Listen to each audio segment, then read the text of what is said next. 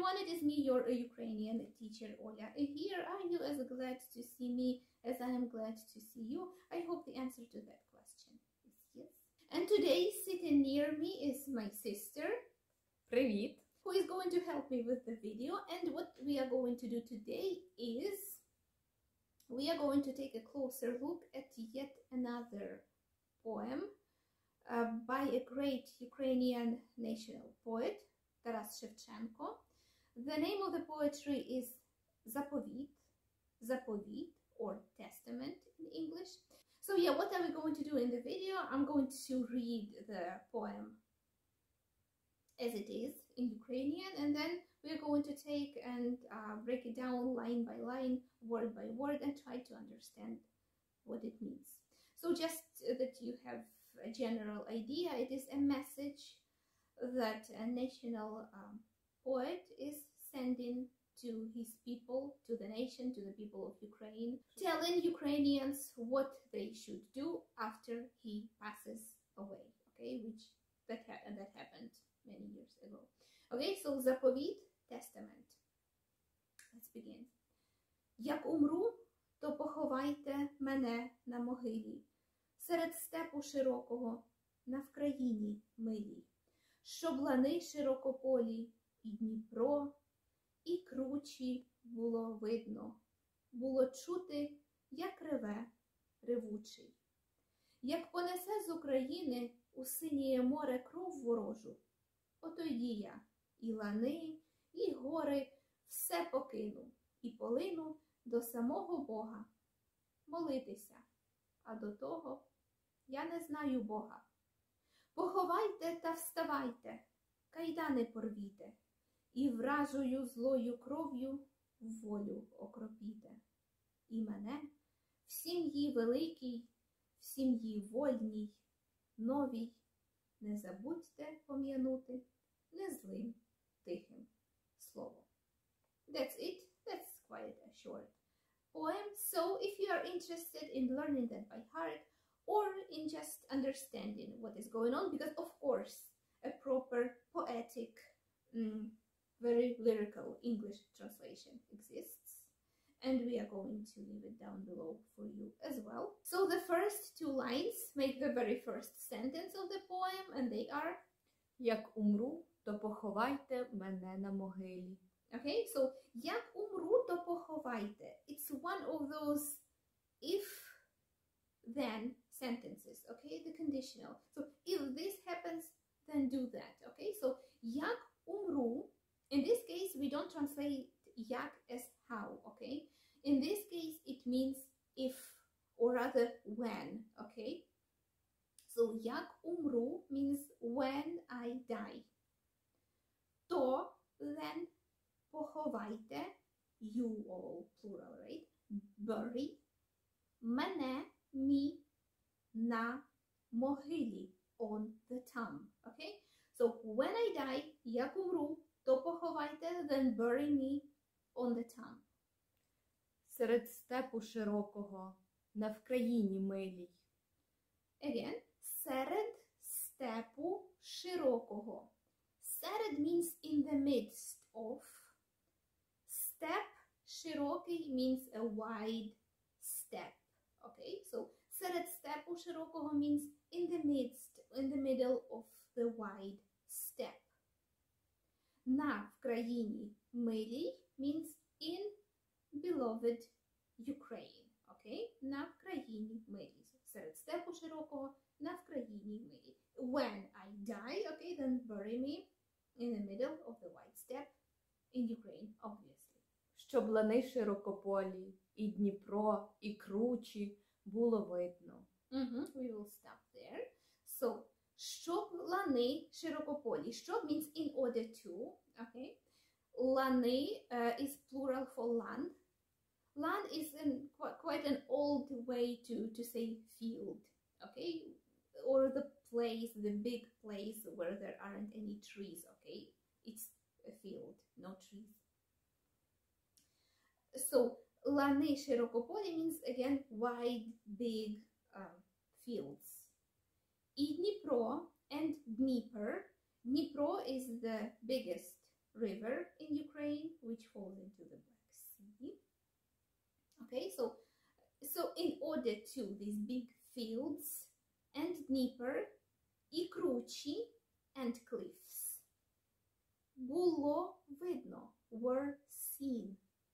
Okay, so bury me there in the middle of the wide steppe so I can see all these things. The fields, the wide fields, лани, широкополі, і Дніпро and Dnieper, і кручі and the cliffs. I want it all to be seen. Okay? Було чути, як реве, ревучий. Було чути means it was heard, so I could hear. Okay? So I am able to hear. Було чути. Як, how, реве, roars, ревучий, the roaring. So ревучий is another way to call Dnipro, is another name for Dnipro, because of the sound that its waters make as it flows, okay? The roaring sound. So we can call Dnieper revучий as well, okay? So bury me there in the middle of the wide steppe so that I can see the fields, I can see Dnieper, I can see the cliffs, and also so that I can hear how it roars, how the roaring roars, okay? Як понесе з України у синєє море кров ворожу. Okay, so we will stop there. Як понесе з України у синєє море? Як понесе з України?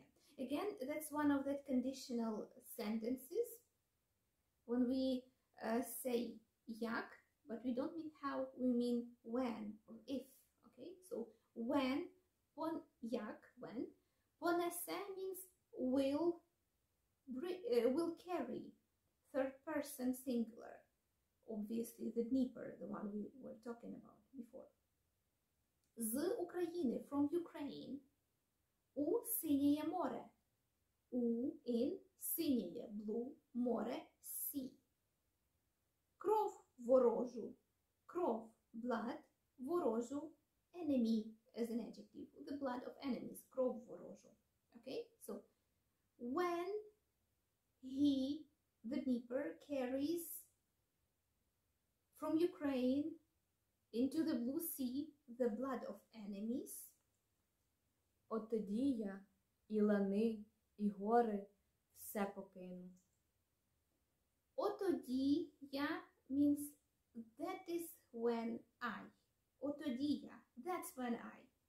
І лани, and those fields, і лани, і гори, and mountains, все покину. Leave it all. So, and that's when I leave it all. The fields, the mountains. І полину до самого Бога молитися. І полину. So, линути means to fly. Okay? So, and will fly. І полину means and will fly. До самого Бога. So, to God himself. До самого Бога. To God himself. Молитися. To pray. А до того я не знаю Бога. А до того, but before that, or like, but until that happens, я не знаю Бога. I don't know God. Well, that's the complicated relationships between gods and their prophets, so we don't get into that. Поховайте та вставайте, кайдани порвіте. So, you all, right? The poet is addressing all the people, the plural, right? You plural. So, поховайте, bury, та, and вставайте, and stand up, and rise up. Кайдани порвіте. Кайдани порвіте. Кайдани means the shackles. Порвіте means break. Again, in modern Ukrainian, we don't say порвіте. We would say Порвіть. порвіть. So that's the obsolete form which is not commonly used nowadays in Ukrainian, but that's the way people spoke back in the day. Okay? So, поховайте та вставайте, кайдани порвіте. So, bury him, obviously, or bury me, the poet is saying. And stand up and break the shackles. І вражою злою кров'ю волю окропіте. І, and, вражою, enemies as an adjective, злою, evil or wicked, кров'ю, blood, волю, freedom, окропіте, sprinkle. So what does it mean? How do we make sense out of that? І вражою, злою, кров'ю, and with the evil blood of enemies, волю окропіте, sprinkle the freedom. Right? Let's speak about this word again. Окропіте. Yeah, окропіте. In modern Ukrainian, we would say Окропіть. yeah, that would be the ending, but окропіте, порвіте, that's like the old forms. І мене в сім'ї великій, в сім'ї вольній, новій. І мене and me в in сім'ї, family, великий, big. So and me in the big family. Then he goes on describing the family. В сім'ї вольній, in a family free. Again, вольній in modern Ukrainian we would say. Бідній. Yeah, not вольній, but that's the way it was before. Новій, new. Okay, so and me in a big family, in a family that's new and free. Не забудьте пом'янути незлим тихим словом. Не забудьте means don't forget. You all, again, you plural, don't forget. Не забудьте. Пом'янути, to remember. Не злим. Злий means evil or wicked. Не злий means not wicked, not evil, which basically we can understand as kind. Тихим, quiet, словом, word. Okay, so again, let's get back to the very beginning. So, і мене в сім'ї великій, в сім'ї вольній, новій, не забудьте пом'янути незлим тихим словом. So that's how he finishes the poem, saying that do not forget in your big, new, free family to remember about me with a kind, quiet word. That's it. That was the translation of the Testament by Taras Grigorovich Shevchenko. I hope we managed to explain it to you, to break it down to you. If you still have any questions, do not hesitate to write them in the comments, leave them down below. We will do our best to respond. Thank you so much for watching, and we will see you in our next video, hopefully very soon. Bye! Дякуємо за перегляд. Па-па!